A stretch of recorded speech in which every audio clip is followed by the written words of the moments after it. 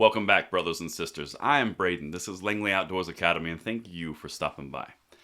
All right, guys, what we're going to talk about on our bullet points episode today is something that I've had on my to-do list since Monday, Valentine's Day.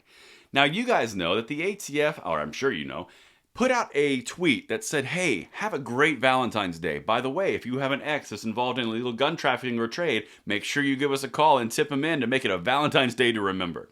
Now, once you get past the obvious concerns, there is such a hilarious backlash that is going to happen from this, and we're going to that in-depth here in a second. Everything is going to be linked in the description box below if you want to see the article itself, which has links to the actual tweet storm that they unleashed. And also, I want to hear from you guys in the comments field, because sometimes we can do things that are a little bit lighter based in a concerned fact. Now, I'm going to say a quick word from our sponsor for this week, Sportsman's Guide, and then we're going to dive into this because this is gold. Now, Sportsman's Guide. Whatever you're looking to put on the table this season, big game, turkey, fish, upland birds, waterfowl, Sportsman's Guide has what you need to succeed from the brands that you trust. We're talking Vortex, Scentlock, Irish Setter, Nomad, all the heavy hitters. And Sportsman's Guide isn't just a one-trick pony. They've got everything for your outdoor lifestyle, from camping, fishing and hiking, to working outside or just hanging out with your buddies. The bottom line, if it happens outdoors, you're going to find it at Sportsman's Guide. If you're ever there, use Langley20 to get $20 off and check them out today. And thank you again to Sportsman's Guide for sponsoring this week's videos. But now let's look at what the ATF did, guys, because this, like I said, there's an element of concern here and we're going to get into it, but there's also gold comedy. All right, so the article we're looking at.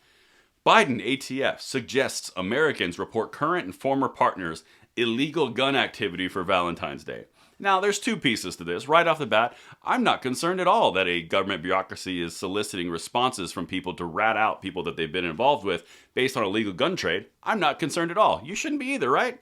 Yeah, I'm terrified. But once we get past that whole chestnut, there's a little bit of element of comedy gold, because do you guys recall how the bureaucracy of the ATF is the most underfunded and beleaguered agency? They don't even have the basic necessities to do what they need, their mandate for the American people. We need to give them $1.5 billion more. Their floors are falling apart because the paperweight is so bad because they just can't digitize those records. No, all that. Well, it turns out that they may have shot themselves in the foot, so to speak. Check this out. I got one quote, and I'm going to show you the tweet itself, and we're going to walk through what could most assuredly happen.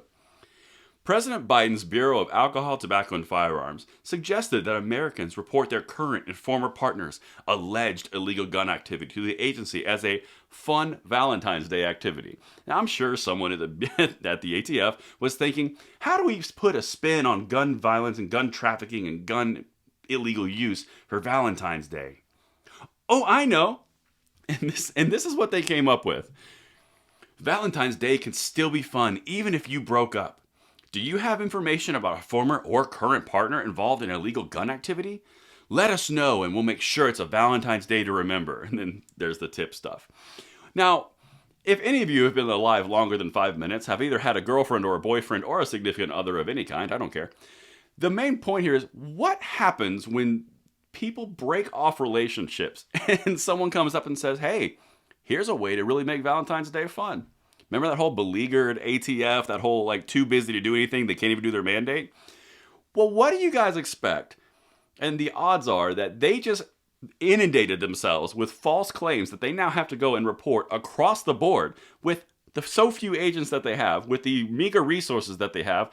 They just shot themselves in the foot. So any of the work that they were trying to do, whether it be focusing on illegal items they determined they were illegal, whether it was visiting FFL shops, whatever they were intending to do with all those people, well, you can probably kiss that goodbye for the next 4 to 5 months while you go through all these fake claims from jilted ex-lovers.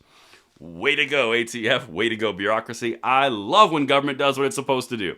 And that's what I wanted to talk to you about today, because sometimes, even though it's extremely concerning what they actually requested here, there is a silver lining, and that silver lining is they just inundated themselves completely with false claims. That's probably going to be months upon years to clear out. And that's what I have for you guys on the bullet points today. It was a little bit lighter. I hope it made you smile.